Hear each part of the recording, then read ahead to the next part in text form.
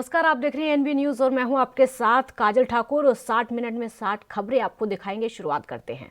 पंजाब के मुख्यमंत्री कैप्टन अमरिंदर सिंह ने आज केंद्र सरकार से अपील की है कि राज्य के जितने भी जीएसटी मुआवजे हैं उनको छूट दी जाए।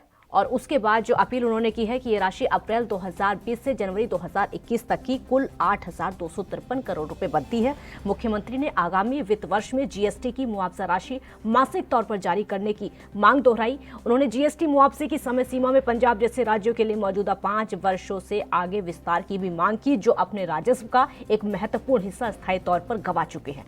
तो नीति आयोग की मीटिंग में मुख्यमंत्री ने केंद्र सरकार से अपील की है कि केंद्रीय योजनाओं के अधीन सभी फंड राज्य के कंसोलिडेटेड फंड के जरिए भेजे जाएं। साथ ही राज्यों को इन प्रोजेक्टों को ज्यादा वित्तीय जवाबदेही और पारदर्शिता के साथ निगरानी करने की आज्ञा दी जाए। उन्होंने कहा कि 15वें वित्त आयोग ने पंजाब के लिए कुछ विशेष सत्रों और विशेष ग्रांटों की सिफारिश की, जिसकी राशि 3,442 करोड़ और 1,545 करोड़ रुपए बनती है। इसे भी भारत सरकार ने मंजूरी नहीं दी है।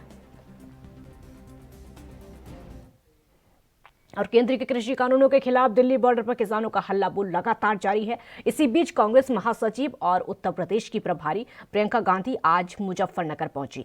किसान महापंचायत को संबोधित करते हुए प्रियंका गांधी ने मोदी सरकार पर निशाना साधा। प्रियंका गांधी ने कहा कि हर नेता को एहसास होना चाहिए कि जनता उस पर एहसान करती है। मुझे इसका पूरा एहसास है। प्रियंका गांधी ने यह भी कहा कि दिल्ली बॉर्डर पर प्रदर्शन करने वाले किसानों का अपमान किया गया। जो किसान अपने बेटों को देश की सुरक्षा के लिए सीमा पर भेजता है, उन्हें अपमानित किया गया है, उन्हें देशद्रोही कहा गया। पीएम मोदी ने पूरे संसद में किसान आंदोलन का मजाक उड़ाया, किसानों को परजीवी कहा। प्रियंका ने यह भी कहा कि आंदोलन के दौरान जब किसान नेता राकेश टिकैत की आंखों में आंसू थे, तब पीएम मोदी मुस्कुरा रहे थे। प्रधानमंत्री ने गन्ना के बकाया के भुगतान का वादा किया था। पीएम ने किसानों की आमदनी दोगुना करने का भी वादा किया था। आमदनी बढ़ी क्या? उन्होंने ये भी पूछा कि क्या गन्ने का दाम 2017 से बढ़ा है? आप सब गन्ना किसान हैं, सरकार ने क्या गन्ने के दाम बढ़ाए हैं? आपका बकाया कितना है? यूपी में गन्ना किसान 10,000 करोड़ उनका है और पूरे देश भर में गन्ने का बकाया देखा जाए तो तकरीबन 15,000 करोड़ बकाया है। बकाया अब तक पूरा नहीं किया गया है, लेकिन दुनिया का दौरा करने के लिए प्रधानमंत्री ने 2 हवाई जहाज खरीद लिए हैं। दिल्ली के बाहर बैठे हुए हैं, संघर्ष कर रहे हैं, आंदोलन कर रहे हैं। 215 किसान शहीद हुए, बिजली काटी गई, पानी रोका गया, उन्हें मारा गया, पीटा गया। वे शांति से बैठे थे। देश की राजधानी की सीमा को इस तरह बनाया गया जैसे देश की सीमा थी। तमाम पुलिस की फोर्स लगाई गई, किसानों को प्रताड़ित किया गया। जो किसान अपने बेटे को देश की सीमा पर देश की रखवाली करने के लिए भेजता है, उस किसान को अपमानित किया गया, उसे जलील किया, उसे देशद्रोही कहा, आतंकवादी कहा। प्रधानमंत्री जी ने पूरे संसद के सामने उसका मजाक उड़ाया, उसे परिजीवी कहा, आंदोलन जीवी कहा। देखिए, इंसान की तरह देश का भी एक हृदय होता है। उस हृदय के धड़कने से देश जीवित होता है। मेरा मानना है कि हमारे देश का हृदय, उसका दिल किसान है, जो जमीन से जुड़ा है। राजस्थान के बीकानेर की महाजन फील्ड फायरिंग रेंज में भारत अमेरिका की सेना के बीच में इस समय संयुक्त युद्धाभ्यास चल रहा है, जिसकी तस्वीरें लगातार निकलकर सामने आ रही हैं। राजस्थान के रक्षा PRO lieutenant colonel Amitabh Sharma ने इसकी जानकारी दी है। संयुक्त युद्धाभ्यास की लॉन्चिंग के मौके पर राष्ट्रीय गान की धुन के साथ ही दोनों देशों के झंडे फहराए गए। अमेरिकी सेना की कई बटालियनों से 270 जवानों का समूह आज सूरतगढ़ पहुंचा था। अमेरिका सेना का प्रतिनिधित्व 2 इन्फेंट्री बटालियन, 3 इन्फेंट्री रेजिमेंट, 1 से 2 स्ट्राइकर ब्रिगेड कॉम्बैट टीम के सैनिकों द्वारा किया गया। Defence PRO lieutenant colonel Amitabh Sharma ने इसकी जानकारी दी और कहा कि युद्धाभ्यास एंटी टेररिज्म संचालन पर केंद्रित होगा। इस युद्धाभ्यास का उद्देश्य दोनों सेनाओं के बीच सामरिक स्तर पर अभ्यास और एक दूसरे की सर्वोत्तम प्रथाओं, सहयोग और तालमेल को बढ़ाना है।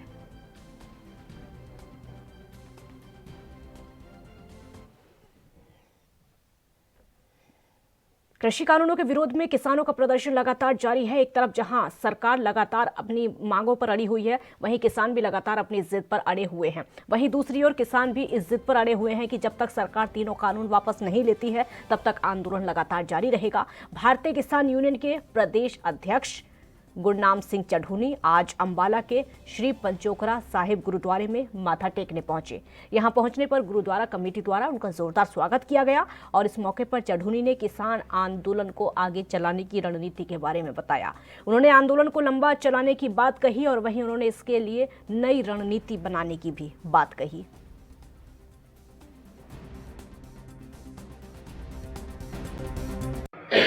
जो आंदोलन आज के टाइम में चल रहा है वो पटड़ी पे है, लेकिन आभास ये हो रहा है कि आंदोलन लंबा चलाना पड़ेगा।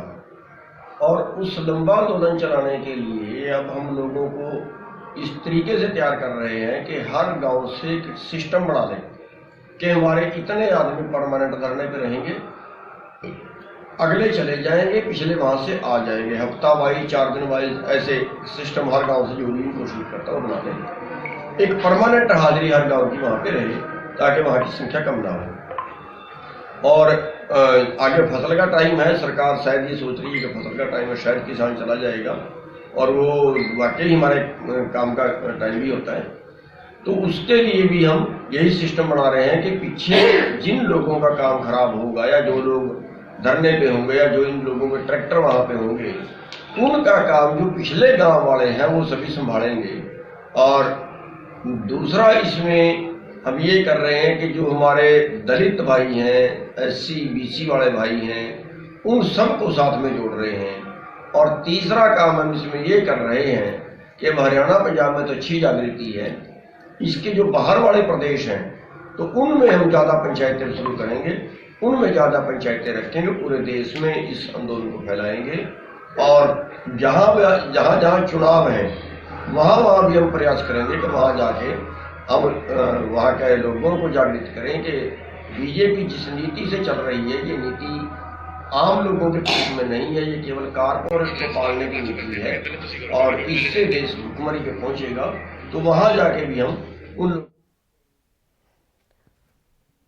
किसान आंदोलन और बढ़ती महंगाई को लेकर जिस तरह से महाराष्ट्र कांग्रेस प्रदेश अध्यक्ष नाना पटोले ने बॉलीवुड पर हमला बोला है, लगातार वो अमिताभ बच्चन और अक्षय कुमार पर हमला बोल रहे हैं और साफ तौर पर उन्हें चुनौती दे रहे हैं कि आने वाले समय में उनकी फिल्मों की शूटिंग नहीं होने दी जाएगी। इसको लेकर अब मुंबई RPI अध्यक्ष रमेश गायकवाड़ ने अमिताभ बच्चन और अक्षय कुमार के समर्थन में और कांग्रेस के विरोध में धरना मोर्चा निकाला है। तो सदी के महानायक के घर के बाहर RPI द्वारा समर्थन मोर्चे के दौरान रमेश गायकवाड़ ने नाना पटोले की तस्वीर पर कालिक पोत कर विरोध जताया।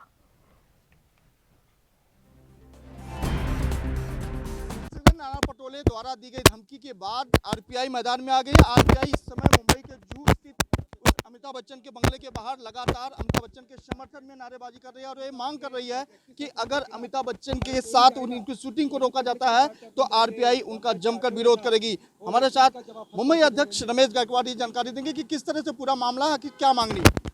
हमारी मांग है कि यहाँ मुख्यमंत्री जो है उद्धव ठाकरे जी, ये नाना पटोले को संभालो, वरना ये आपके लिए दिक्कत खड़ा करने वाले आदमी है। नाना पटोले जी ये खुद को दबंग नेता समझते हैं, लेकिन मैं उनको आह्वान करता हूं, नाना पटोले जी आप में अगर हिम्मत है तो ये अमिताभ बच्चन और अक्षय कुमार की शूटिंग रोककर बताओ। रिपब्लिकन पार्टी ऑफ इंडिया और आठवले साहब के नेतृत्व में हम अक्षय कुमार और अमिताभ बच्चन का संरक्षण करने के लिए रास्ते पे उतर आए हैं। मैं ऐसा ही नाना पटोले जी को कहना चाहता हूँ। और इसके आगे भी अगर धमकाने का कोई कोशिश करेंगे, कलाकारों को डराने का धमकाने की बात अगर इस महाराष्ट्र में करेगी तो ये RPI चलने नहीं देगी और RPI इससे बड़ा भी तीव्र आंदोलन करेगी और ईंट का जवाब पत्थर से देंगे, कहना चाहता हूँ। तो पर अगर अमिताभ बच्चन और अक्षय कुमार की फिल्म फिल्मों को रोकने का प्रयास अगर कांग्रेस करती तो ज्यादा तौर पर आरपीआई उनका जमकर विरोध करेगी। लेकिन जिस तरह से इन्होंने साफ तौर पे कह दिया है कि कांग्रेस के लिए खुली चुनौती है, अगर कांग्रेस इस तरह का कोई भी वक्तव्य या कहानी बताती है तो उसका विरोध करेगी। कैमरा पर्सन अशोक के साथ प्रकाश सोनी, एनबी न्यूज, मुंबई।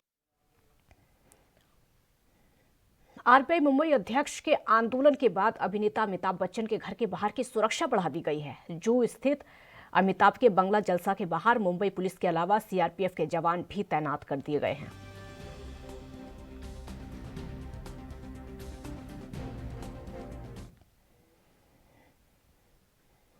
मध्य प्रदेश की राज्यपाल आनंदीबेन पटेल आज उज्जैन दौरे पर रहीं, जहां पर उन्होंने सबसे पहले बाबा महाकाल का आशीर्वाद लिया और प्रदेश के लिए मंगल कामनाएं की। राज्यपाल यहां से सर्किट हाउस के लिए रवाना हुई और विक्रम विश्वविद्यालय में 24वें दीक्षांत समारोह में वो शामिल हुई। इस दौरान प्रदेश के उच्च शिक्षा मंत्री doctor Mohan Yadav, collector, ADM समेत कई लोग उनके साथ मौजूद रहे।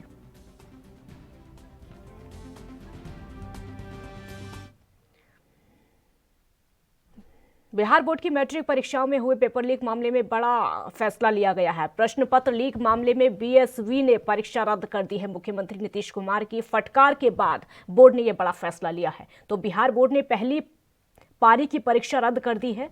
शुक्रवार को सोशल साइंस की परीक्षा का प्रश्न पत्र लीक हो गया था। परीक्षा के 3 घंटे में ही प्रश्न पत्र सोशल मीडिया पर वायरल हो गया था। प्रश्न पत्र के वायरल होते ही विभाग में हड़कंप मच गया था। हालांकि शुरुआत में बोर्ड ने मीडिया के सामने अपना पक्ष नहीं रखा था। उसके बाद मुख्यमंत्री नीतीश कुमार ने बीएसबीई अध्यक्ष आनंद किशोर को फटकार लगाई थी। सीएम नीतीश फटकार के बाद बोर्ड ने पहली पारी की परीक्षा को रद्द करने का फैसला लिया और सभी आरोपियों के खिलाफ एफआईआर दर्ज करने के निर्देश दिए।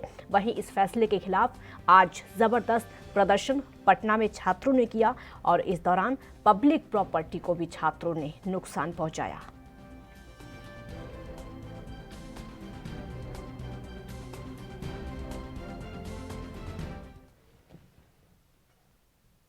और वहीं बांदा के कृषि एवं प्रौद्योगिकी विश्वविद्यालय में चल रहे 3 दिवसीय क्षेत्रीय किसान मेले में कृषि मंत्री सूर्य प्रताप शाही पहुंचे। कृषि मंत्री ने प्रदर्शनी का फीता काटकर शुभारंभ किया और विश्वविद्यालय में लगी प्रदर्शनी की तकरीबन 150 दुकानों का जायजा लिया।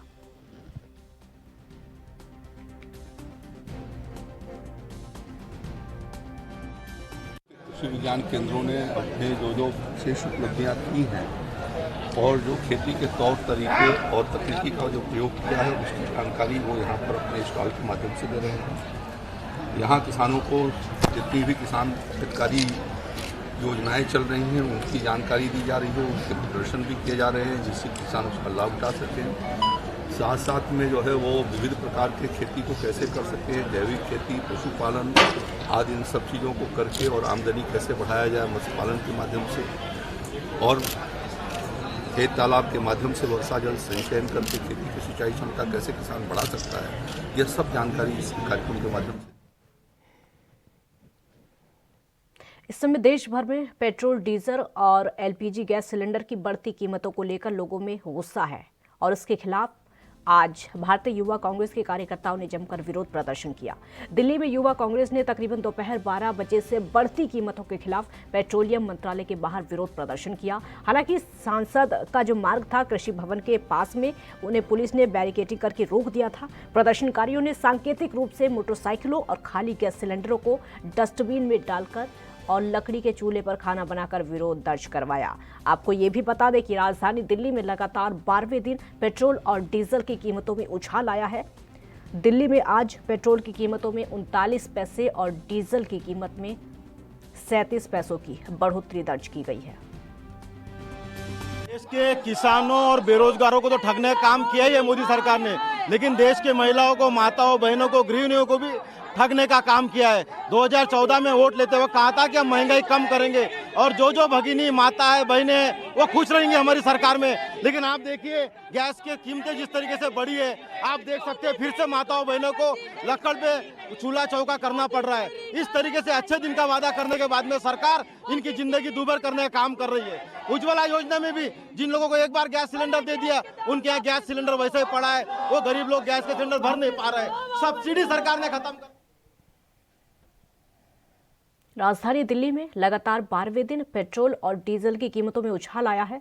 आज भी दिल्ली में पेट्रोल की कीमत 39 पैसे और डीजल की कीमत 37 पैसे दर्ज की गई है और इस पर आप विधायक राघव चड्ढा ने केंद्र सरकार को घेरा है। आप भी सुनिए क्या कुछ कहा। बढ़ते दामों का विरोध कर रहे हैं। मैं उन्हें कहना चाहता हूं कि आप ये देखिए कि पहले आप किसी शादी में जाते थे सगन देने, तो 101 रुपये कहीं से जुटाते थे, कहीं 1 रुपये का सिक्का नहीं मिल रहा, 100 का नोट नहीं मिल रहा, समस्या होती थी। अब मोदी सरकार ने इतना बढ़िया कर दिया है कि आप 1 लीटर पेट्रोल लीजिए, 101 रुपये का है और उसे ही सगन की जगह शादी के तोहफे की तरह दे दीजिए। और लोग कह रहे हैं कि नहीं बड़ा विरोध हो गया। अब बताइए, जब मोदी जी ने सरकार बनाई थी तब 60 रुपये लीटर पेट्रोल मिलता था, 55-60 रुपये, आज 100 हो गया है। तो देखिए कितनी वृद्धि हुई है। 60 बढ़ा कि 100 बढ़ा है। मैं तो ये कहना चाहता हूं कि ऐसी भी समय आ सकता है कि इस देश में हमें ये बताया जाए, जो लोग पेट्रोल के बढ़ते दामों का विरोध कर रहे हैं, कि दाम नहीं बढ़े हैं, हमारी सहन शक्ति, हमारी महंगाई सहने की शक्ति कम हो गई है। हमें यह पाठ भी पढ़ाया जा सकता है। भारतीय जनता पार्टी जिस प्रकार से इस देश को लूट रही है, जिस प्रकार से गरीब आदमी की कमर तोड़ रही है, लोगों की जेब पे डाका डाल रही है, ये मुझे नहीं लगता इस देश के इतिहास में किसी भी सरकार ने ये किया, और खुलेआम डकैती है।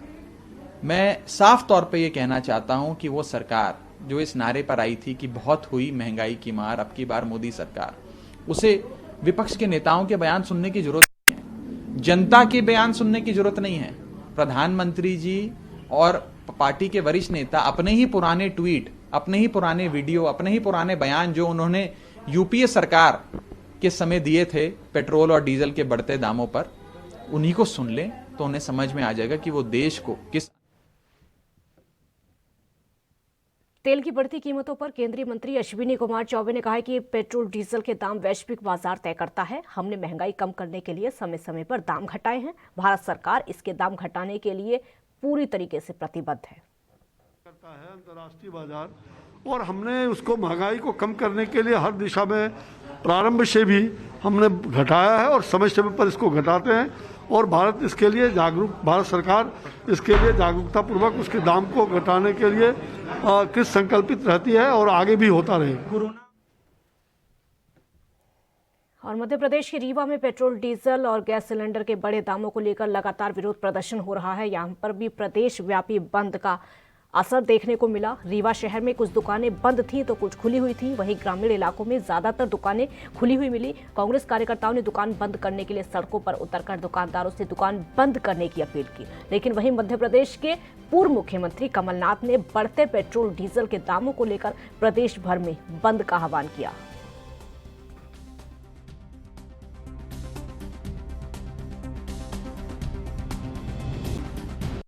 आपने 2014 में राम जी ने बड़े बड़े वादे किए सहयोगी बनकर, और मोदी जी ने भी किए कि 35 रुपये डीजल मिलेगा 2014 में। आज 35 रुपये डीजल और पेट्रोल नहीं, आज 100 के पार हो गया। जब बात चुनाव की आती है तो अमित शाह जी बोलते हैं 320, कलकत्ता में 400, और लोकसभा का जब चुनाव आएगा तो बोले पूरी मेजॉरिटी के साथ हम 370 सीटें जीत रहे हैं। जब उनके वो वादे पूरे होते हैं ईवीएम की सेटिंग में, कि जब वो बोलते हैं 303 तो 302 ही निकलता है आंकड़ा उनका। तो इस तरह मोदी जी इस आंकड़े को भी कम कीजिए जो 100 के पार डीजल और पेट्रोल हो गया। चाय पत्ती 550 रुपये किलो हो गई इस कोरोना काल में, जो चाय पत्ती 350 रुपये किलो हुआ करती थी। गैस सिलेंडर 365 रुपये हुआ करता था 2014 में, राहुल गांधी जी, मनमोहन सिंह जी और सोनिया गांधी जी की सरकार में, यूपीए की सरकार में। उत्तर प्रदेश के अमेठी में भी पेट्रोल, डीजल और घरेलू गैस सिलेंडर के दामों में लगातार बढ़ोतरी को लेकर समाजवादी पार्टी के कार्यकर्ताओं ने स्लोगन लिखा और सिलेंडर को लेकर सरकार के खिलाफ जमकर प्रदर्शन किया। आपको बता दें कि किसान विरोधी कानून, बढ़ती महंगाई, बेरोजगारी, हत्या, डकैती, बलात्कार, अपहरण, व्यापारियों के उत्पीड़न और खराब कानून व्यवस्था को लेकर अपनी 7 सूत्रीय मांगों को लेकर कार्यकर्ताओं ने तहसील में एसडीएम के माध्यम से राज्यपाल को संबोधित ज्ञापन सौंपा।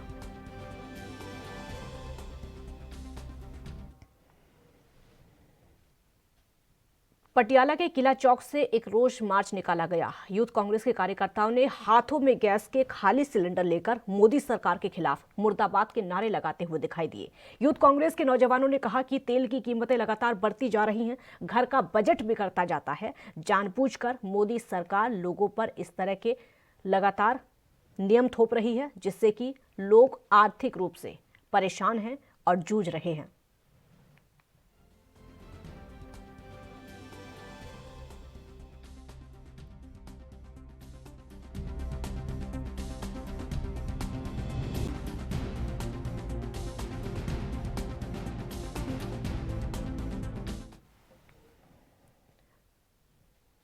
बीजेपी नेता शाजिया इल्मी ने बीएसपी के पूर्व सांसद अकबर अहमद डंपी पर बदसलूकी का आरोप लगाया है। बीजेपी नेता ने इस संबंध में दिल्ली के वसंत कुंज थाने में बीजेपी के नेता शाजिया इल्मी इस संबंध में दिल्ली के वसंत कुंज थाने में अहमद डंपी के खिलाफ अभद्रतापूर्ण व्यवहार करने की धाराओं में मुकदमा दर्ज करा चुकी हैं।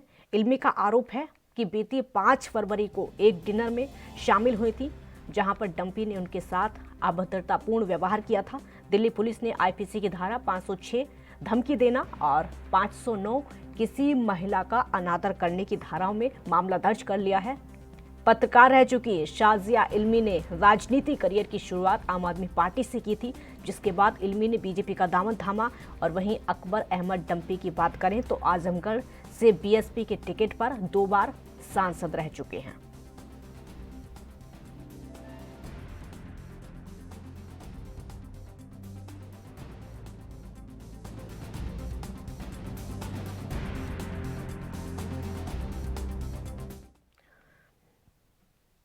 उत्तराखंड के हरिद्वार में वरिष्ठ पुलिस अधीक्षक के निर्देश पर जिले के सभी थाना और चौकी क्षेत्रों में किराएदारों और बाहर से आए लोगों को घनी बस्तियों समेत क्षेत्रों में सघन सत्यापन अभियान चलाया गया है।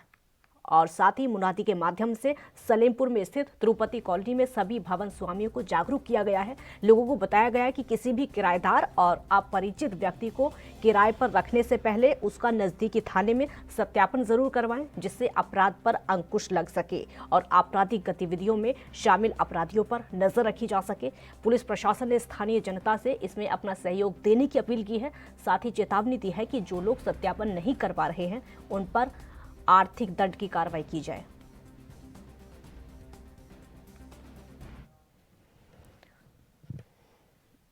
अब खबर महाराष्ट्र के पालघर से है, जहां पर टेभोड़े गांव में जिंदा समाधि लेने वाले सदगुरु पद्मानाभान स्वामी यहां पर नजर आए। महाराज का वार्षिक कार्यक्रम आयोजित किया गया और इस बार महाराज जी का 109वां वार्षिक कार्यक्रम था, जिसे बेहद सादगी के साथ मनाया गया। इस दौरान मंदिर में सभी भक्तों के लिए प्रसाद वितरण की व्यवस्था की गई, लेकिन कोरोना के बढ़ते संक्रमण के कारण ट्रस्ट ने लोगों से मंदिर में मास्क लगाकर आने की अपील की है। सदगुरु महाराज के बारे में ट्रस्ट के लोगों ने बताया कि महाराज ने लोगों को व्यसनों से मुक्त कराया है। जो लोग पहले बहुत शराब का सेवन करते थे, महाराज के भक्त होते ही उन्होंने शराब का सेवन करना बंद कर दिया। महाराज के बारे में बताया ये भी जाता है कि उन्होंने तकरीबन 109 साल पहले जिंदा समाधि ली थी। महाराज के तकरीबन 90 मठ महाराष्ट्र में ही हैं और इसके अलावा लाखों की संख्या में श्रद्धालु हैं जो पूरे भारत में हैं और पालघर आते हैं। वार्षिक कार्यक्रम श्रद्धालु नियमों का पालन यहां पर किया जाता है।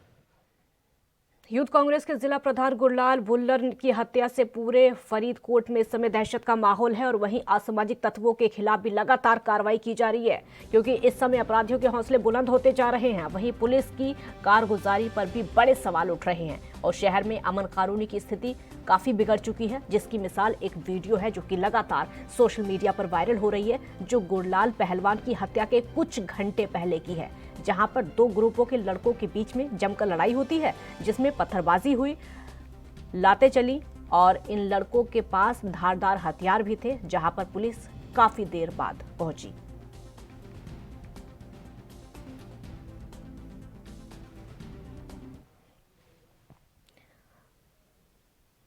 तो अगर अस्पतालों की बात करें तो अस्पतालों के लिए दावे तो लगातार किए जाते हैं, लेकिन कहीं ना कहीं खामियां भी नजर आती हैं। अलीगढ़ में स्थित अस्पताल में तैनात डॉक्टर महीने में 1 या फिर 2 ही मरीजों को देखने के लिए आते हैं और मुफ्त में महीने भर की सरकारी सैलरी लेते हैं। एक मरीज का वीडियो सामने आया है। मरीज महिला का साफ साफ कहना है कि यहाँ पर 1 या 2 दिन की दिखाई देते हैं, बाकी दिन यहाँ पर वार्ड बॉय रहते हैं जो कि लगातार मरीजों को देखते हैं, चाहे वो साफ सफाई हो या फिर ना हो, मरीजों को दवाइयाँ मिले या फिर ना मिले, इसका कोई ख्याल नहीं रखा जाता है। सीएमओ से जब बात की गई तो उनका अजीबोगरीब तर्क खुद ब खुद निकलकर सामने आ गया। सीएमओ का कहना है कि यहाँ पर काफ़ी दिनों से एक कर्मचारी की तैनाती है और वो शराब पीकर डॉक्टर के साथ बदतमीजी करता है, जिसकी वजह से हेल्थ सेंटर नहीं जाते हैं। अब ऐसे में सवाल ये खड़ा होता है कि अगर सीएमओ साहब को डॉक्टर के अस्पताल न जाने का कारण पता था तो अब तक कार्रवाई इस पूरे मामले में क्यों नहीं की गई।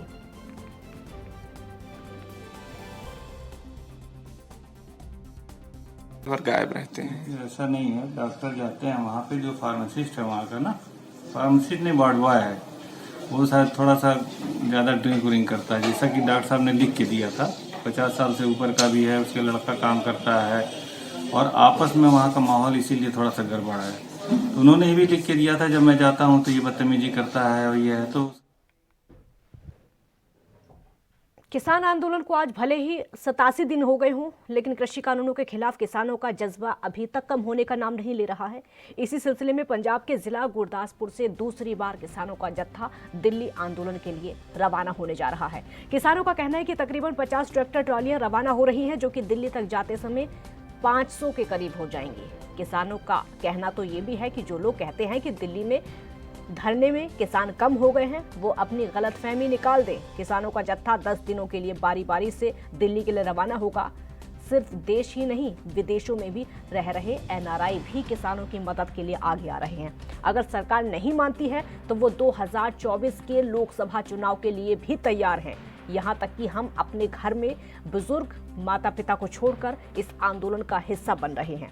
ट्रैक्टर मैकेनिक तक ट्रैक्टरों की फ्री में रिपेयरिंग को तैयार हैं। ऐसे में किसानों का हौसला बिल्कुल भी कम होने का नाम नहीं ले रहा है।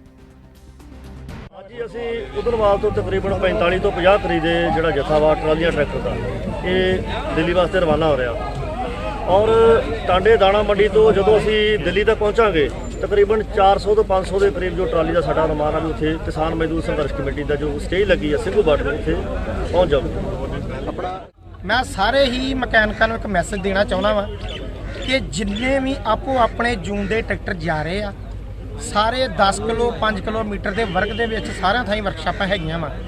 ਇਸ ਟਾਈਮ ਦਿੱਲੀ ਅੰਦੋਲਨ ਨੂੰ ਜਿੰਨੇ ਟਰੈਕਟਰ ਜਿਹੜੇ ਜੂਨ ਚੋਂ ਜਾ ਰਹੇ ਆ, ਸਾਰੇ ਮਕੈਨਿਕ ਉਹਨਾਂ ਟਰੈਕਟਰਾਂ ਦੀ ਬਿਲਕੁਲ ਫ੍ਰੀ ਰਿਪੇਅਰ ਕਰਨ। ਚਲੋ ਮੈਂ ਇਹ ਗੱਲ ਨਹੀਂ ਕਹਿੰਦਾ ਕਿ ਤੁਸੀਂ ਸਪੇਅਰ ਪਾਰਟ ਵੀ ਪਾਓ। ਤੇ ਆਪਣੇ ਐਨਆਰਆਈ ਭਰਾ ਨੇ ਉਹਨਾਂ ਨੇ ਮਤਲਬ ਸੇਵਾ ਭੇਜੀ ਪੈਸੇ ਦੀ, ਆਪਾਂ ਜਲਦੀ ਸੇਵਾ ਕੀਤੀ, ਜਿਹਦੇ ਵਿੱਚ 3000 ਪੇਟੀ ਆ ਪਾਣੀ ਦੀ ਨਾਲ ਭੁੱਜੇ ਛੋਲੇ ਨੇ। ਕਿ ਇਸ ਟਾਈਮ ਤੁਹਾਨੂੰ ਪਤਾ ਗਰਮੀ ਆ ਰਹੀ ਦਿੱਲੀ ਦੇ ਵਿੱਚ, ਤਾਂ ਅਸੀਂ ਕੋਸ਼ਿਸ਼ ਕੀਤੀ ਹੈਗੀ ਜਿਹੜੀ ਉੱਥੇ ਪਾਣੀ ਦੀ ਕਿੱਲਤ ਆ ਉਹਨੂੰ ਦੂਰ ਕੀਤਾ ਜਾਏ। ਤੇ ਉਹਦੇ ਲਈ ਸਰਕਾਰ ਕਿਉਂ ਨਾ ਮੰਨੂ, ਸਰਕਾਰ ਦਾ ਤਾਂ ਪਿਓ ਹੀ ਮੰਨੂਗਾ ਮੋਦੀ। पंजाब के फरीदकोट में 2 दिन पहले यूथ कांग्रेस के जिला अध्यक्ष गुरलाल पहलवान की हत्या के मामले में फिलहाल कोई सुराग नहीं मिल पाया है और इस बीच पुलिस ने पोस्टमार्टम के बाद खुलासा किया है कि गुरलाल को 45 बोर की 12 गोलियां लगी थी, जबकि पुलिस को मौके से 14 रौंदे मिले हैं। इस घटना में पुलिस ने मृतक के पिता सुखचैन सिंह की शिकायत पर अज्ञात लोगों पर केस दर्ज कर लिया है और जाँच के लिए कई टीमें गठित कर दी हैं। आपको ये भी बता दें कि गैंगस्टर बम्बिहा ग्रुप ने एक पोस्ट के माध्यम से गुरलाल बराड़ ने हत्या करने का दावा करते हुए लिखा कि गुरलाल पहलवान से उनका कोई संबंध नहीं था, उनकी गलत हत्या हुई है। वहीं इस मामले में डीएसपी का कहना है कि पुलिस हर एंगल से इस मामले की जांच कर रही है।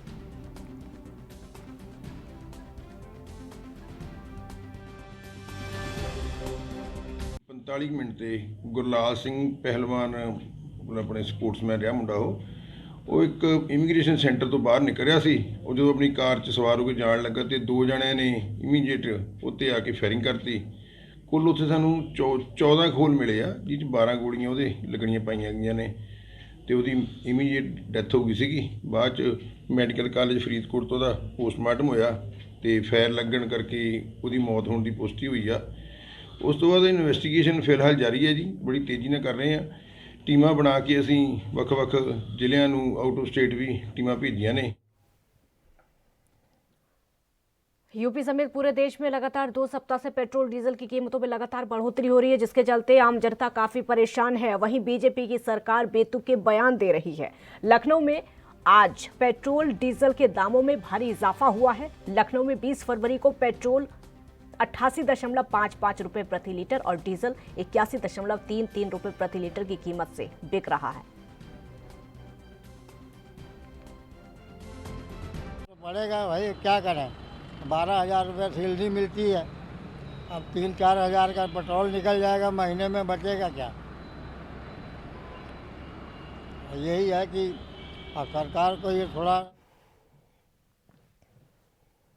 उत्तराखंड के सितारगंज में किसान संयुक्त मोर्चा के आह्वान पर कृषि मंडी की एक बैठक का आयोजन किया गया। बैठक में आगामी 1 मार्च को रुद्रपुर गांधी पार्क में होने वाली किसान महापंचायत को सफल बनाने के लिए रणनीति तैयार की गई। और आपको बता दें कि पिछले तकरीबन 3 महीनों से केंद्र सरकार द्वारा पास किए गए 3 कृषि कानूनों के विरोध में दिल्ली के बॉर्डर पर किसान आंदोलन कर रहे हैं। वहीं किसान संयुक्त मोर्चा जगह जगह किसान महापंचायत कर रहा है। वहीं 1 मार्च को रुद्रपुर गांधी पार्क में संयुक्त मोर्चा के आह्वान पर किसान महापंचायत का निर्णय लिया गया है।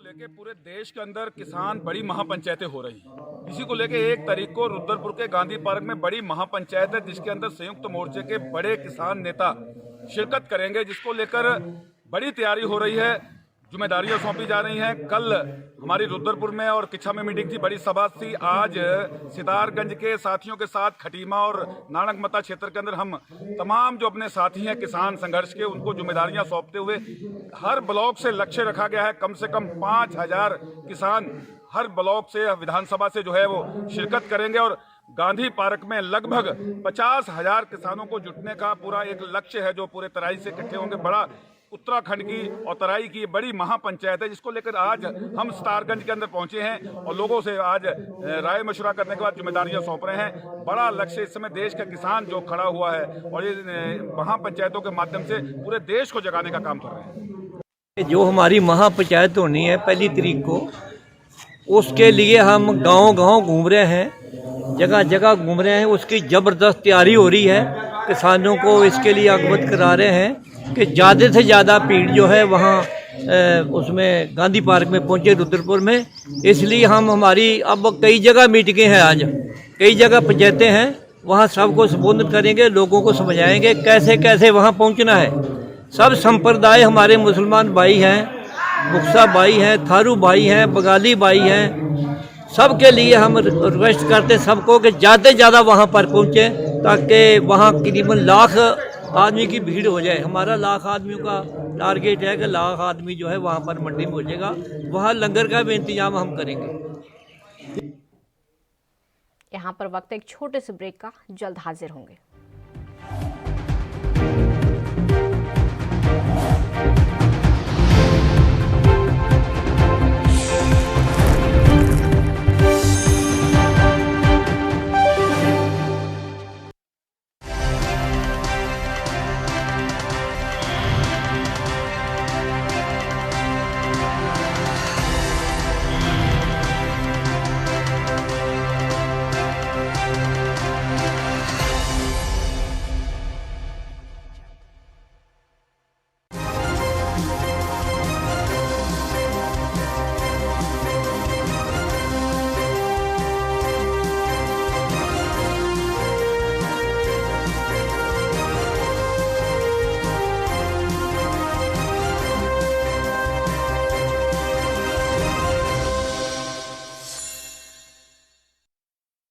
कम ब्रेक और ज्यादा खबरों के साथ देखिए ANB news in channel number पर।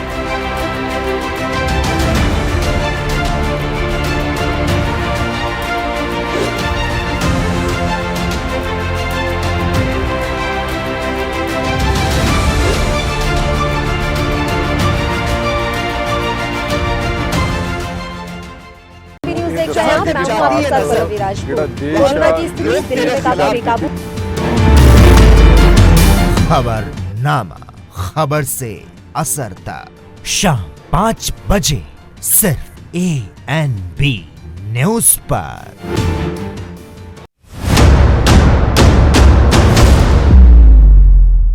हक की बात दोपहर 12 बजे सिर्फ ANB न्यूज।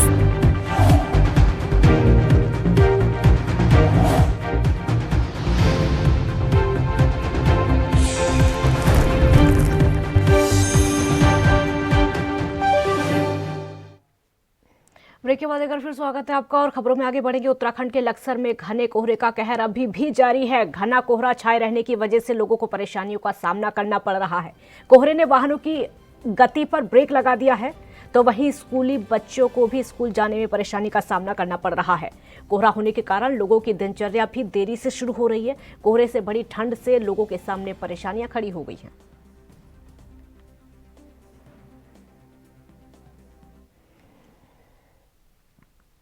और वहीं आज इटावा सांसद डॉक्टर रामशंकर कठेरिया ने टैक्सी सैंपल पर गौशाला का निरीक्षण किया है।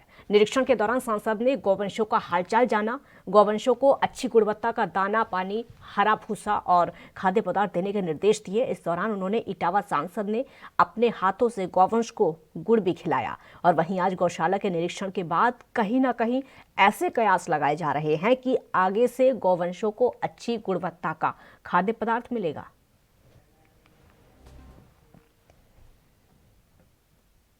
इंटरनेट पर इन दिनों एक वीडियो जमकर वायरल हो रहा है, जिसमें एक व्यक्ति कोबरा सांप को बचाने के लिए अपनी जान जोखिम में डाल देता है। वैसे तो ऐसा काम कम ही देखने को मिलता है कि किसी और की जान बचाने के लिए इंसान अपनी जान को जोखिम में डाल दे।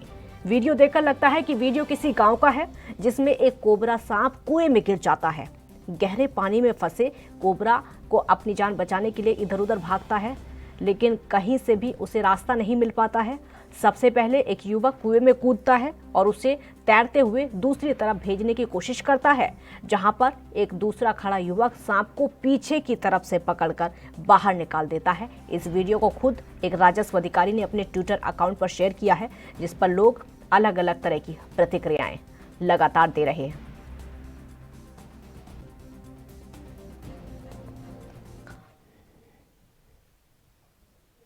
हरियाणा में किसानों को अपनी फसल बेचने के बारे में जानकारी देनी होगी। किसानों को बताना होगा कि कितनी जमीन में उन्होंने फसल बोई है और कितनी जमीन खाली रह गई है।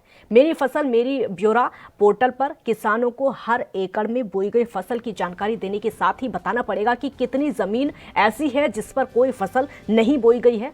प्रदेश भर में 92 लाख एकड़ भूमि सत्यापित की गई है, जिसमें से तकरीबन 68 लाख भूमि पर खेती की जा रही है। मुख्यमंत्री मनोहर लाल ने अफसरों को निर्देश दे दिया है कि बाकी 24 लाख एकड़ भूमि का भी लगातार पता लगाया जाए कि इसका इस्तेमाल किस रूप में किया जा रहा है। मुख्यमंत्री मनोहर लाल ने हरियाणा किसान कल्याण प्राधिकरण की बैठक में इस बारे में कई निर्देश दिए हैं। इस दौरान बिजली मंत्री रणजीत और कृषि मंत्री जेपी दलाल, साथ में सहकारिता मंत्री बनवारी लाल भी मौजूद रहे। सीएम ने कहा कि मेरी फसल मेरा ब्यौरा योजना के तहत फसल के सत्यापन का मैकेनिज्म मजबूत होना चाहिए। फसल खरीद की 100% राशि किसानों के खाते में डाली जाए।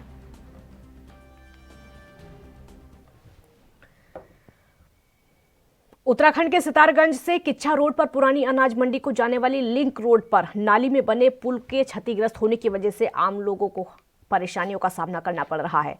पुल को लेकर पुरानी अनाज मंडी के दर्जनों मोहल्ला वासियों ने शासन प्रशासन के सामने विरोध प्रदर्शन करते हुए नाली पर नया पुल बनाने की मांग की है।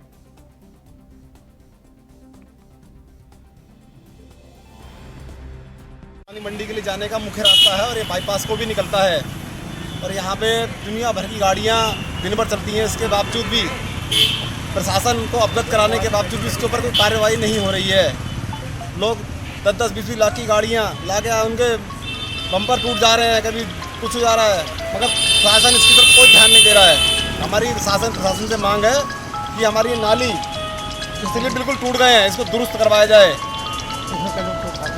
और इसमें अक्सर टुक रिक्शे नाली में गिर के पलट जाते हैं और कई महिलाओं को चोटें लग चुकी हैं, फिर भी शासन कोई ध्यान नहीं दे रहा है। हरियाणा के फरीदाबाद से विधायक नरेंद्र गुप्ता ने सेक्टर 11 में जर्जर हालत में पड़ी रोड के निर्माण कार्य का शिलान्यास किया है और इस मौके पर हरियाणा के कैबिनेट मंत्री मूलचंद शर्मा के बड़े भाई और बीजेपी के वरिष्ठ नेता टिप्परचंद शर्मा भी मौजूद रहे। वहां पर विधायक ने कहा कि प्रदेश में मुख्यमंत्री मनोहर लाल के मार्गदर्शन में यह निर्माण कार्य शुरू हुआ था, जिसकी मांग काफी लंबे समय से की जा रही थी। विधायक ने यह भी कहा कि इस रोड के निर्माण कार्य में लगभग 93 लाख की लागत आएगी। बाटा जो हमारे रेल पार जो दूसरा एरिया NIT का है, वहाँ से जितने भी लोग आते हैं, बाटा के पास क्रॉसिंग बंद होने की वजह से सभी लोग इस रोड का यूज करते हैं। निश्चित रूप से इस रोड के बनने से पूरे फरीदाबाद के सारे सेक्टर्स के लोगों को बहुत बड़ा फ़ायदा होने जा रहा है। 93 लाख रुपए की लागत से 9 इंच मोटी सीमेंटेड रोड ये बनेगी। निश्चित रूप से मेरी बात हुई है चीफ इंजीनियर से, हम चाहते हैं कि ये रोड 4 लेन का बने। उनसे मेरी बात हुई है, कोशिश करेंगे इसको 4 लेन का बनाएंगे। अगर उसमें कोई टेक्निकल अड़चन आएगी तो, क्योंकि काम को इसको रोक नहीं सकते हैं, क्योंकि मार्च तक हमें काम पूरा कराने का टारगेट है, तो इसके बनने से बहुत बड़ा फ़ायदा सेक्टर्स के लोगों को होने जा रहा है। क्योंकि यहाँ से लोग सेक्टर 11, सेक्टर 14, 15 के सभी लोग इसी रोड को यूज करके अपने सेक्टर। कितना समय में सब जो है लोगों तक जो है इसका मिल जाएगा, कितने समय लगेगा? 1 महीने के अंदर। उत्तर प्रदेश में सिद्धार्थनगर के डुमरियागंज विधायक राघवेंद्र प्रताप सिंह ने नगर पंचायत के राप्ती के पास 2.5 एकड़ में बनने वाले भगवान परशुराम वाटिका का भूमि पूजन किया है। और आपको बता दें कि वाटिका के निर्माण के लिए नगर पंचायत ने जिला उद्यान विभाग को 1.5 करोड़ का प्रस्ताव भेजा था, जिसके तहत इस वाटिका का निर्माण कार्य करवाया गया। क्षेत्र निश्चित रूप से एक तो राष्ट्रवाद के तरफ उसका झुकाव बढ़ता है, दूसरी तरफ अपने धर्म के प्रति उसका झुकाव बढ़ता है, नौजवानों के प्रति उसका झुकाव बढ़ता है। ये डुमरियागंज में जहां अपने महापुरुषों के नाम से चलने वाली एक प्रक्रिया शुरू हुई है, चाहे सरदार पटेल पार्क हो, चाहे अमरगढ़ शहीद स्थल का कायाकल्प की योजना हो, या गुरु गोरक्षनाथ तलैया हो, और फिर अभी ये भगवान परशुराम वाटिका हो, ये सारे स्थल डुमरियागंज में जो भूमाफियाओं के कब्जे में थे या कब्जा करने के प्रयास में थे, तो हम लोगों ने सोचा कि अगर महापुरुषों के नाम पर यह योजनाएं चालू की जाएंगी तो एक अच्छा मैसेज जाएगा समाज में, प्रदेश में, देश में। इसीलिए आज भगवान परशुराम वाटिका का भूमि पूजन यहाँ पर इतनी बड़ी संख्या में उपस्थित अपने ब्राह्मण समाज के।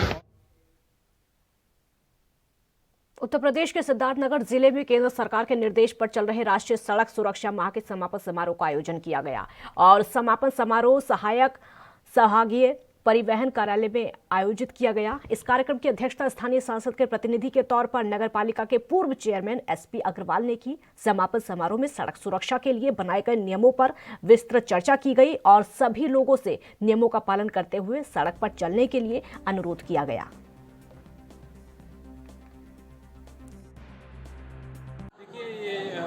राष्ट्रीय सड़क सुरक्षा माह जो कि हमारा 21 जनवरी से प्रारंभ किया गया था, 1 महीना बीतने के पश्चात आज 20 फरवरी को समापन किया गया। इसमें विभिन्न क्षेत्रों में अच्छा कार्य करने वालों को पुरस्कार दिए गए हैं, जैसे कि माध्यमिक शिक्षा और प्राथमिक शिक्षा और उच्च शिक्षा में पूरे जनपद में क्विज प्रतियोगिता, भाषण प्रतियोगिता, निबंध लेखन प्रतियोगिताएं कराई गई। 19% स्थान प्राप्त करने वाले प्रतिभागियों को पुरस्कृत किया गया। उसके अलावा अन्य जिन्होंने अच्छा किया था उनको सांत्वना पुरस्कार भी दिया गया। इसके अतिरिक्त हमारे जनपद के गुड सेमेटेरियन और ट्रैफिक रूल से अच्छा काम करने वाले कर्मचारी और स्वास्थ्य विभाग से अच्छा कार्य करने वाले डॉक्टर। हरियाणा के रोहतक रेवाड़ी राजमार्ग संख्या 71 पर तेज रफ्तार कंटेनर ने ट्रैक्टर को जबरदस्त टक्कर मार दी, जिसमें ट्रैक्टर के 2 टुकड़े हो गए। गनीमत रही कि जोरदार टक्कर में ट्रैक्टर चालक और ट्रैक्टर में सवार लोग बाल बाल बच गए और वहीं कैंटर चालक बुरी तरीके से जख्मी हो गया। सूचना के बाद मौके पर पहुंची पुलिस ने घायलों को रेवाड़ी के सामान्य अस्पताल में इलाज के लिए भर्ती कराया। पुलिस कंटेनर चालक के खिलाफ मामला फिलहाल दर्ज कर लिया गया है।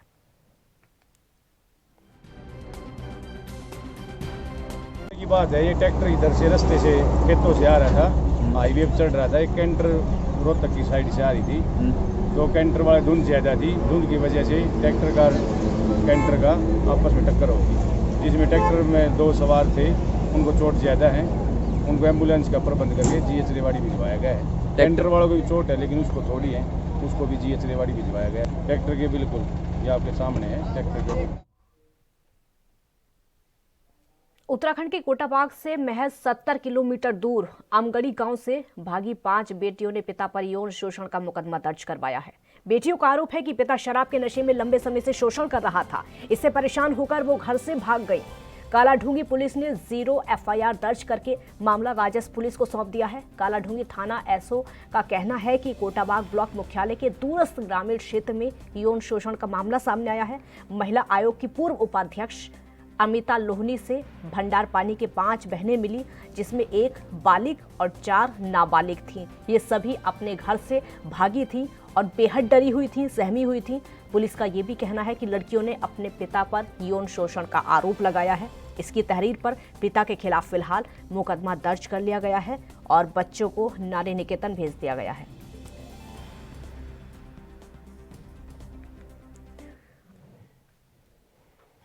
फर्जी पत्रकारों से हरिद्वार पुलिस खासी परेशान है। पुलिस को सबसे बड़ी परेशानी की बात तो तब सामने आई है जब शहर के लगभग हर स्कूटर मोटरसाइकिल पर प्रेस शब्द लिखा हुआ है और ऐसे वाहनों को जब जांच के लिए रोका जाता है तो ज्यादातर वाहन चालक पुलिस के साथ बहस कर उतर आते हैं। पुलिस को संदेह होता है कि कुछ लोग प्रेस शब्द का अनावश्यक लाभ उठाते हैं और गैर कानूनी तरीके से गोरख धंधा करते हैं। इन सभी कारणों को देखते हुए पुलिस ने तथाकथित पत्रकारों के खिलाफ एक ठोस योजना बनाई है। आपको ये भी बता दें कि हरिद्वार के सिडकुल थाना क्षेत्र के बहुत से लोग ऐसे देखने को मिल जाते हैं जिनके वाहनों पर प्रेस लिखा रहता है।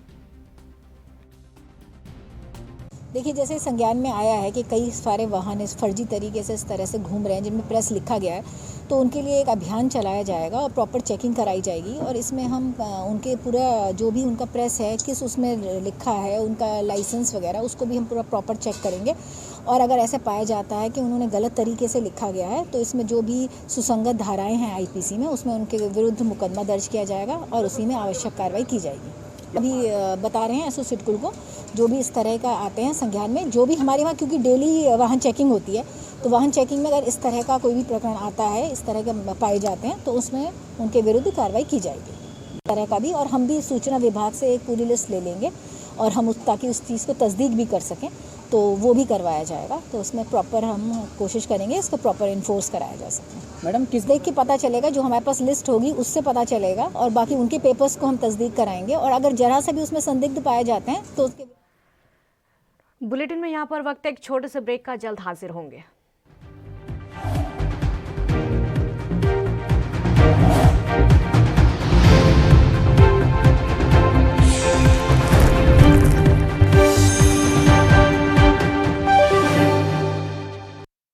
कम ब्रेक और ज्यादा खबरों के साथ देखिए ANB news in channel number पर।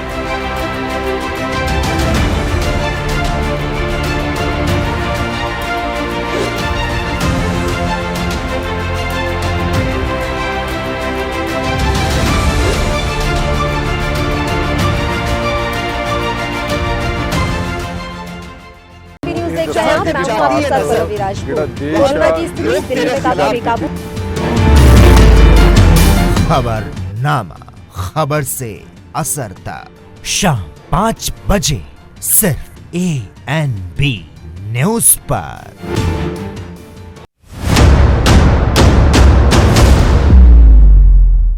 हक की बात दोपहर 12 बजे सिर्फ ANB न्यूज पर।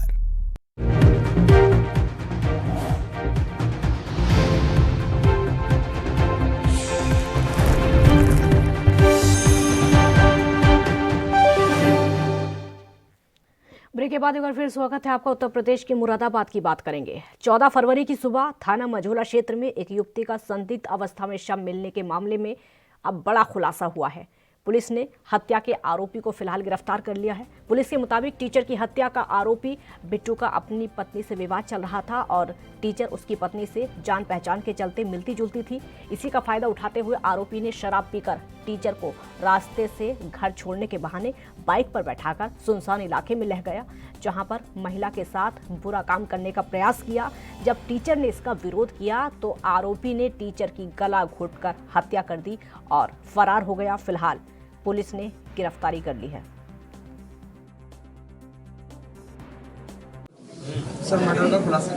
ये 14 तारीख को मझौला थाना क्षेत्र में एक अज्ञात महिला की डेड बॉडी मिली थी। मुकदमा उसमें तत्काल प्रभाव से दर्ज किया गया और जब ट्रेस किया गया तो वो महिला मझौला थाना क्षेत्र की ही निकली। मझौली के आसपास का इलाका था। पुलिस ने जब इसमें इन्वेस्टिगेशन शुरू किया तो ढेर सारे सीसीटीवी कैमरे खंगाले गए, जिसमें एक बाइक पे ये जाती हुई दिखी और लगातार उस बाइक को ट्रेस करते हुए हम लोग जो घटनास्थल तक वहाँ तक पहुँचे और फिर जो इन्फॉर्मर हैं सीसीटीवी फुटेज के माध्यम से पहचान की गई, जिसमें बिट्टू सागर का नाम प्रकाश में आया। उसको अरेस्ट किया गया और अभी पुलिस की गिरफ्त में है वो। फर्दर इन्वेस्टिगेशन जो भी आगे है उसमें ये प्रक्रिया अभी इन्वेस्टिगेशन की जा रही है। सर, क्यों की गई थी महिला की मौत? ये पहले से इन लोगों के आपसी संबंध थे, एक दूसरे से बातचीत करते थे, जान पहचान थी और इस समय कुछ ऐसी परिस्थितियाँ उत्पन्न हो गई जिसमें लड़की ने भी इसको। उत्तर प्रदेश के जालौन में राष्ट्रीय सड़क सुरक्षा माह का समापन समारोह जिला मुख्यालय उरई के राजकीय इंटर कॉलेज में आयोजित किया गया। समारोह में हुए कई प्रतियोगिताओं के विजेता छात्र छात्राओं और अधिकारियों को सम्मानित किया गया। इस मौके पर जालौन की डीएम ने कहा कि कोरोना से ज्यादा मौत सड़क दुर्घटनाओं में हुई हैं।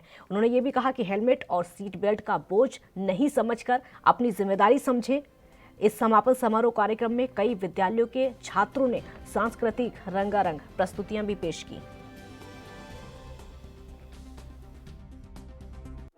राष्ट्रीय सड़क सुरक्षा माह के अंतर्गत आज जनपद में भी सड़क सुरक्षा माह का समापन दिवस आयोजित किया गया। यहाँ पूरे माह के अंतर्गत सड़क सुरक्षा संबंधी नियमों को लेकर बहुत से कार्यक्रम आयोजित किए गए थे। निबंध प्रतियोगिता, लेखन प्रतियोगिता, चित्रकला प्रतियोगिता, उसमें जिन बच्चों ने प्रतिभाग किया और जो प्रथम, द्वितीय, तृतीय स्थान प्राप्त किए हैं उन सभी को पुरस्कार दिया गया है। प्रथम स्थान को 5,000 रुपये, द्वितीय को 3,000 और तृतीय को 1,000 रुपये पुरस्कार में दिए गए हैं। इसके साथ ही बहुत से सांत्वना पुरस्कार दिए गए हैं। इसमें शासन और प्रशासन दोनों एक ही संदेश देना चाहेंगे कि लोगों को सड़क सुरक्षा के नियमों का पालन करना चाहिए। उन्हें अपने जीवन की सुरक्षा और अपने परिवार के प्रति दायित्वों को समझते हुए जब 4 पहिए का प्रयोग करें तो सीट बेल्ट लगाएं, 2 पहिए में हेलमेट का प्रयोग करें और गलत साइड से ओवरटेक न करें। इस तरह के विभिन्न नियमों का जब वो पालन करेंगे तो अपनी सुरक्षा भी सुनिश्चित। उत्तर प्रदेश के मुरादाबाद में 4 फरवरी को मुरादाबाद के थाना पाक बड़ा क्षेत्र में अधिवक्ता मोहम्मद उवैस पर हुए जानलेवा हमले के विरोध में अधिवक्ताओं ने एसएसपी कार्यालय तक पैदल मार्च निकाला और एसएसपी को ज्ञापन सौंपा और हमले की आरोपी गिरफ्तारी की मांग की है। इसके साथ ही अधिवक्ताओं ने थाना पुलिस पर दबंग आरोपियों के साथ मिले होने का आरोप लगाया है। उनका साफ तौर पर कहना है कि जल्द से जल्द कार्रवाई की जाए। सर, किस लिए आज आपने कप्तान साहब के खिलाफ? ये हमने विवेचना ट्रांसफर के लिए दरखास्त लगाई है। मुलजिमों की अभी तक गिरफ्तारी नहीं हुई। 4 तारीख की घटना।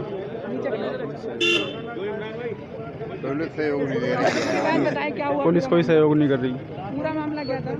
ये मैं यहाँ से शाम के टाइम में जा रहा था, जानलेवा हमला किया था। मेरा नगलिया क्रॉस करके ऐसी क्रॉस करने के बाद एक पेट्रोल पंप पे वहाँ 7-8 लोग घात लगाए बैठे थे।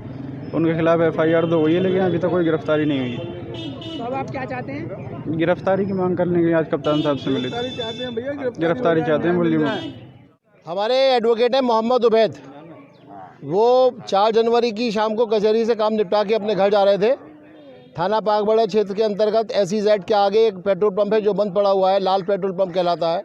उसके पास कुछ लोग घात लगाए बैठे थे जिन्होंने उन पर हमला किया। उनके छर्रे अभी भी गर्दन में लगे हुए हैं। 4 तारीख को यहाँ उनको ला के मेडिकल इसमें हॉस्पिटल, डिस्ट्रिक्ट हॉस्पिटल में एडमिट किया था। उसके बाद में उन्होंने रेफ़र कर दिया मेरठ के लिए। मेरठ गए थे। मेरठ के बाद मेरठ वालों ने रेफ़र कर दिया उसको सफदरजंग के लिए। अभी छर्रे नहीं निकले हैं। उनका कहना है कि अभी छर्रे जो है निकालना मुनासिब नहीं है, इस पर इनका नुकसान हो सकता है आगे के लिए।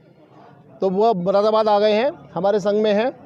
हमने SSP महोदय से अभी मिलकर ये बात की थी कि हम इस इन्वेस्टिगेशन से हम संतुष्ट नहीं हैं हम लोग। तो इन्वेस्टिगेशन को ट्रांसफ़र कराने की बात थी, वो उन्होंने ट्रांसफ़र कर दिया है। और हमारी ये भी मांग है कि उनको मुलजमान जो है वो जल्दी गिरफ्तार हो, जिससे ये काम इसका जो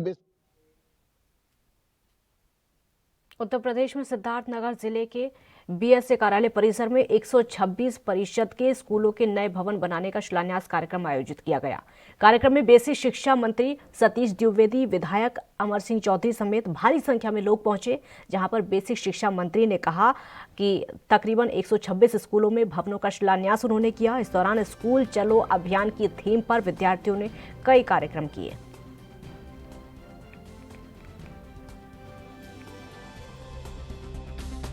उत्तर प्रदेश की योगी सरकार जब से 2017 में आई है, लगातार उत्तर प्रदेश की पूरी बेसिक शिक्षा व्यवस्था का कायाकल्प करने में लगी हुई है। ऑपरेशन कायाकल्प के माध्यम से हमारे 80,000 से अधिक विद्यालयों का मरम्मत, उनकी फिर से पेंटिंग, चारदीवारी, विद्युतीकरण, स्वच्छ पेयजल, शौचालय आदि का काम हो रहा है। लेकिन इसी बीच हमने एक सर्वे कराया था। प्रदेश के कुछ विद्यालय ऐसे थे जिनका भवन पूरी तरह से जर्जर हो गया था। उन भवनों के ध्वस्तीकरण का आदेश हुआ है और उस जगह पर नए विद्यालय बनने हैं। इस क्रम में पहले चरण में अभी 1194 विद्यालय उत्तर प्रदेश के ध्वस्त करके उनका नया भवन बनाया जाना है। इसी क्रम में सिद्धार्थनगर में भी ऐसे 126 विद्यालयों का पुनर्निर्माण होना है। आज सिद्धार्थनगर के उन सभी 126 विद्यालयों के पुनर्निर्माण का शिलान्यास का कार्यक्रम था। मैं इस अवसर पर सिद्धार्थनगर जनपद के अपने बेसिक शिक्षा विभाग को और इन 126 विद्यालयों में पढ़ने वाले सभी छात्र।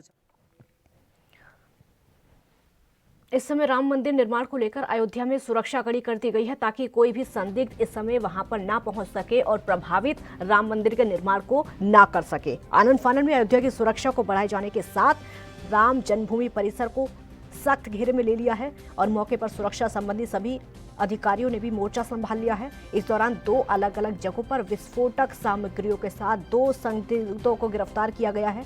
दरअसल ये मामला मॉकड्रिल का है, जहां पर राम मंदिर निर्माण से पहले राम जन्मभूमि परिसर समेत अयोध्या की सुरक्षा को लेकर बड़े स्तर पर तैयारी की गई, जिसको लेकर आज अधिकारियों ने बनाई गई सुरक्षा व्यवस्था की और मॉकड्रिल किया। लगभग 1.5 मिनट पर राम जन्मभूमि परिसर के हाई सिक्योरिटी जोन से सटे क्षेत्र असरफी भवन और उनवल बैरियर के मार्ग से परिसर की तरफ प्रतीकात्मक बम और ब्लैक कारतूस से लैस व्यक्ति को भेजा गया था और मौके पर तैनात सुरक्षा बलों ने संदिग्ध होने की सूचना पर सख्त हो गए और अधिकारियों को सूचना देने के साथ मोर्चा संभाल लिया। संदिग्ध को रोककर तब जब तलाशी ली गई तो बम और कुछ जिंदा कारतूस बरामद किए गए। की सुरक्षा को हम सभी लोग जानते हैं कि सरकार की प्राथमिकता में है कि यहाँ की सुरक्षा किसी भी प्रकार की कंप्रोमाइज़ नहीं होनी चाहिए। तो जितने भी डिफरेंट स्टेक होल्डर हैं सिक्योरिटी के, उन सभी सुरक्षा एजेंसियों के साथ मिलकर हम लोग बिना किसी को बताए हुए एक मॉक ड्रिल करते हैं ताकि हम अपनी एबिलिटी को जान सकें, अपनी क्षमता को जान सकें और कितनी जल्दी हम लोग अपने लोगों को तैयार कर सकते हैं आकस्मिक किसी स्थिति में। इसी के लिए आज ये मॉक ड्रिल किया गया था और जिसमें कि जो हम लोगों का जिसमें हम लोगों ने पाया जो हमारी क्षमता थी उसका हम लोगों ने आकलन किया और जो इसमें हम लोगों को कमियां पाई जा रही हैं या जो हमें लग रहा है कि हम लोगों को इसमें क्या क्या सुधार करना चाहिए, तो जो एजेंसी है हमारी यहाँ पर डिफरेंट सिक्योरिटी एजेंसी, उनके सारे अधिकारियों के साथ हम लोगों ने इस पर अपना मंथन किया और ये लगातार सुरक्षा से संबंधित मॉक ड्रिल जो है हमारी अयोध्या जी में चलती रहती है ताकि अयोध्या जी के लोगों को और जो खासकर श्रद्धालु आ रहे हैं और समस्त भारतवर्ष में ही नहीं पूरे विश्व में जो अयोध्या जी के प्रति एक आस्था है, तो लोगों के मन में हमेशा ये भाव रहे कि अयोध्या जी पूरी तरह से सिक्योर है, पूरी तरह से वहाँ पर सुरक्षा की भावना है और श्रद्धालु। पंजाब के फतेहगढ़ साहिब में आम आदमी पार्टी की एक विशेष बैठक का आयोजन किया गया जिसमें आम आदमी पार्टी के कई सीनियर लीडर भी शामिल हुए। बैठक में नगर काउंसिल चुनाव में बेहद कम सीटें आने पर चिंतन किया गया और इस दौरान आम आदमी पार्टी के जिला अध्यक्ष जसविंदर सिंह बलाड़ा ने पत्रकारों से बातचीत करते हुए बताया कि काउंसिल चुनावों में आए नतीजों को देखते हुए नैतिकता के आधार पर अपना इस्तीफा दे दिया है। ये इस्तीफा उन्होंने पार्टी के पंजाब महासचिव हरचंद सिंह बरस्ट को भेज दिया है और वहीं कांग्रेस पर निशाना साधते हुए बलाड़ा ने कांग्रेस पर धक्केशाही किए जाने जैसे संगीन आरोप लगाए।